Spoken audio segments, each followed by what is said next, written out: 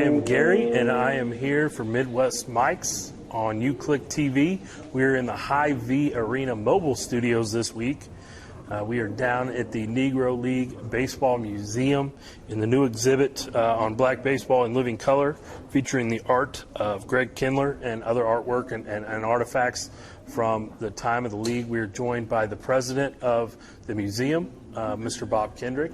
How are you today? And I'm doing great. How are you? Oh man, I'm fantastic. Yeah. You know, it's a great day. A little rainy weather today, but you know we've had great weather all week, so can't complain too much. And we opened up this museum this week, so even with the rain, it's still good for me. Yeah. You know, it's so great to have life back in this museum again after it was literally dark for 3 months and lifeless for 3 months. And so for us to be back open this week and to see people back here breathing life into a place that is dedicated to celebrating those and keeping the memory of those alive who made an indelible mark on this country's history. And so all of our spirits, I think, have been lifted as a result of. Yeah, you know, you definitely can't talk about the great history of baseball without bringing up the Negro Leagues and this museum. And I hadn't visited in a number of years and walked through there again today. And, you know, it brought back some memories from, you know, different times when I had walked through there. You know, it was before my life, but, you know, learning about it, being a sports enthusiast, I love just reading about these players and just talk about kind of the start of the museum and you know, the why. Well, you know, for the Negro Leagues Baseball Museum, we're celebrating 30 years. 30 years. Wow. So in the midst of this 100-year celebration of the birth of the Negro Leagues, maybe a little bit lost is the fact that the museum is turning 30 this year. And we started in a little one-room office inside the historic Lincoln building, about as big as this area that we're sitting in. Okay. And it had a conference room table and guys like my dear friend, the late, great Buck O'Neill, and other Negro Leaguers who were still with us at that time literally took turns paying the monthly rent to keep the little office open. And of course, with it, our hopes and dreams of one day building a facility that would pay rightful tribute to not only one of the great chapters in baseball history, but what now thousands of visitors each year discover, one of the greatest chapters in American history. And that's the powerful and compelling story of the Negro Leagues. And as you alluded, a league that was formed right here in Kansas City 100 years ago this year.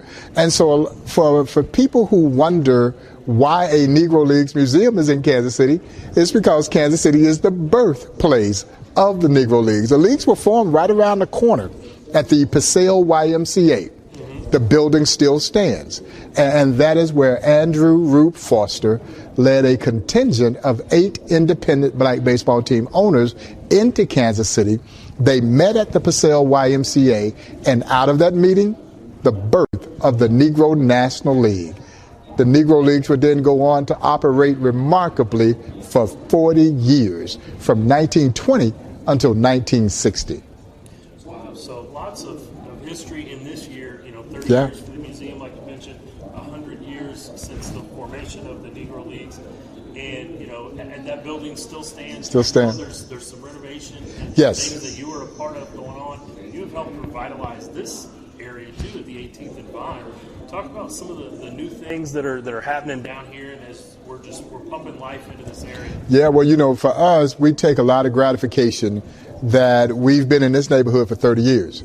So when we started the Negro Leagues Baseball Museum way back in 1990, there was nothing else here at historic 18th and Vine except the Lincoln building.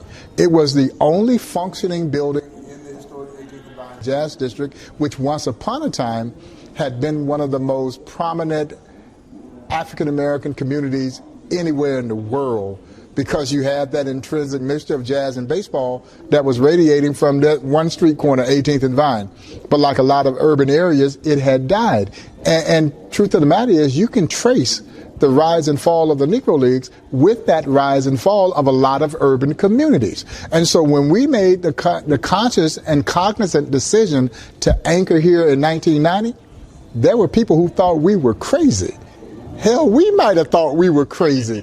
But thanks to the infinite wisdom of the late, great Buck O'Neill, who said, this is where we will build this museum, and when we do so, we will help revitalize a community that had lost its way. It had been left to die. It had been left abandoned.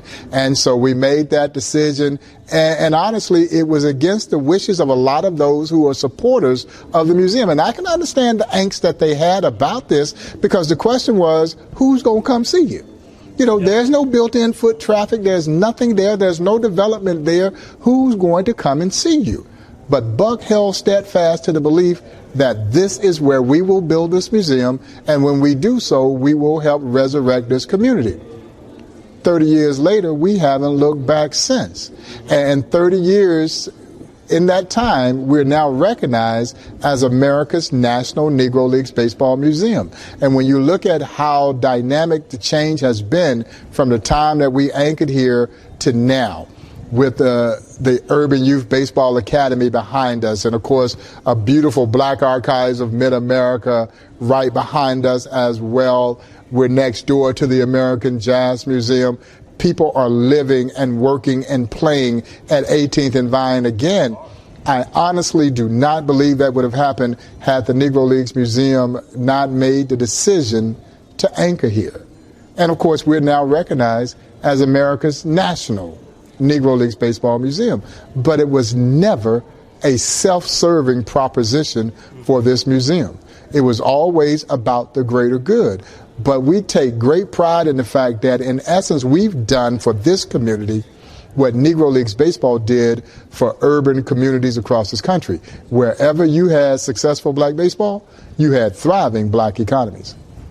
Absolutely, and I know, I come down here usually about once a month. My barber's right up the street at the Director's Cut. Shout out to Harlan. I don't know if you know those guys up there. Oh, absolutely. But, I come see Harlan about once a month. He makes sure I get cleaned up, with the beard and everything. Does a good job. So, but I think you're right there. If this museum doesn't say, hey, we're going to take on this challenge, and it's not self-serving, and I think anybody who knew Buck O'Neil would know that there was nothing self-serving about him. He didn't have a self-serving bone in his body. No. I remember, I came here as either a high school junior or senior, I can't remember, on a field trip, and he was here that day. And, the time he took with us, our class, and that was the only time I met him, but, just time he didn't have to take to spend with a group of high school kids to tell us, some stories and things that you can't get from reading what's on the walls. Buck O'Neil was a great man, and I know this museum pays very good tribute to him. And, anybody in the Kansas City area knows the name Buck O'Neil. Well, and we hope that they continue to know the name Buck O'Neil. It still amazes me that it's been 14 years, since his passing. He died in 2006. But everywhere I go in this community and through the baseball world, people have stories of Buck O'Neil. Oh, yeah. And it feels almost like in doing so, they've kept him alive. Yeah, but it's been 14 years since he passed away. But we don't ever want people to forget Buck O'Neil. And I want the spirit of Buck O'Neil to forever resonate here at the Negro Leagues Baseball Museum. And I say this with no disrespect to anyone who had anything to do with helping us build and establish and sustain this museum through the years. But it doesn't happen without Buck O'Neil. Mm-hmm. And so in New York, they had the house that Ruth built, Yankee Stadium. Mm-hmm. In Kansas City, we have the house that Buck O'Neil built, the Negro Leagues Baseball Museum. Yeah. Why don't you share with us, maybe for people that are not familiar with Buck O'Neil, a couple stories. You knew him fairly well. I knew him well. He was a dear friend. He was a dear friend.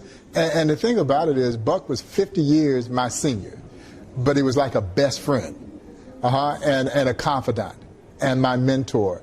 And so he has had as much influence on my life as anyone, to be quite frank. And for those who may not be familiar with Buck O'Neil's story, Buck came to Kansas City in 1938. He started his Negro Leagues career with the Memphis Red Sox in 1937, and the great Monarchs manager J.O. Wilkinson literally stole Buck away from the Memphis Red Sox, set up a deal that sent Buck from the Memphis Red Sox over to Kansas City. And Buck O'Neil was here in Kansas City from 1938 until the day he died in 2006. But from 38 to 1955, he was an integral part of the Kansas City Monarchs. And been a great first baseman for the Monarchs, great defensive first baseman, 288 lifetime hitter. So he was a good hitter with some line drive power, but a great defensive first baseman. He would eventually become player manager for the Monarchs. He left after the 1955 season to become a scout for the Chicago Cubs. And as a scout, of course, Buck O'Neil is responsible for having signed a couple folks that you might have heard of. Hall of Famers Ernie Banks, Lou Brock, recent Hall of Famer Lee Arthur Smith, and hopefully future Hall of Famer Joe Carter. Yeah, Buck signed all those guys to the Chicago Cubs. And then in 1962, Buck would become the first African-American coach in Major League Baseball history with the Chicago Cubs. And so he broke barriers himself. And then, of course, he became the voice of the Negro Leagues, perhaps this game's greatest ambassador, and of course his compelling role narrating in Ken Burns' epic documentary on the history of baseball literally stole the show. And America fell in love with Buck O'Neil. He was 82 years old at that time, and I'll never forget the headline of the Kansas City Star says, "A star is born at 82. When most of us are shutting it down, it jettisoned an entire new career for Buck.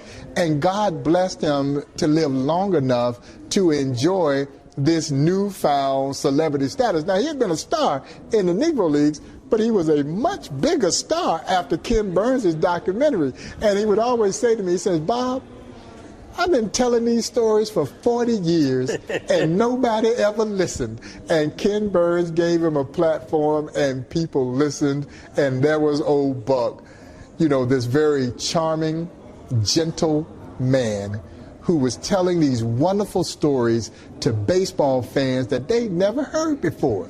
And of course, he was doing it with a twinkle in his eye and a smile that lit up the screen. And from that point on, he was literally gallivanting all over the country, preaching the gospel of the Negro Leagues and the virtues of his museum to any and everybody who would listen. And I just happened to be there for the ride. I guess I'm in the amen corner. Yeah. You know, I'm holding on to his coattail and enjoying the ride. And I tell people all the time, I learned so much. And the smartest thing that I ever did was I kept my mouth closed and I listened, because there was a lot of wisdom to be imparted if you wanted it. He didn't force it on you, but it was there if you wanted it. And I soaked it in, man. Well, that's fantastic. You know, the kind of journey that he took, you know, played many integral parts in baseball. Yes. You know, not only the Negro Leagues, but you talked about him breaking barriers and being the first black coach for an organization, and that's a big deal. Oh, huge deal. Yeah. Because, especially with, you know, everything going on right now, and sometimes people forget. You know, it's been a tough journey.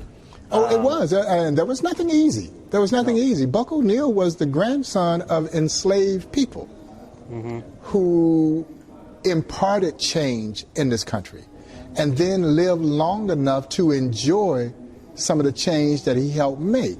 And he never stopped believing that America could fulfill her promise of being what we ideally see America to be. And America is the greatest country in the world. But that doesn't mean that she doesn't have some issues. Yeah, we're all trying to get better. We're trying to get better as people, and America's still trying to get better as a country. You know, as evidenced by some of the things that we're seeing and trying to address right now. But Buck never stopped believing that America could be all that she promised to be. And he played that role in helping invoke change in our society.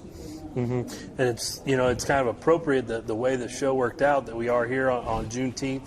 You know, the celebration of the Emancipation Proclamation that was issued, you know, back in 1865, just a step forward for our country. There's still steps to be taken. Oh, of course. That are always going to be there. But, you know, it was a big step that day. And, you know, like I said, I really enjoyed walking through the museum again today, you know, and checking it out. And I encourage anybody who's listening, that maybe in the Kansas City area or watching, and, you know, come down here. The museum's open again now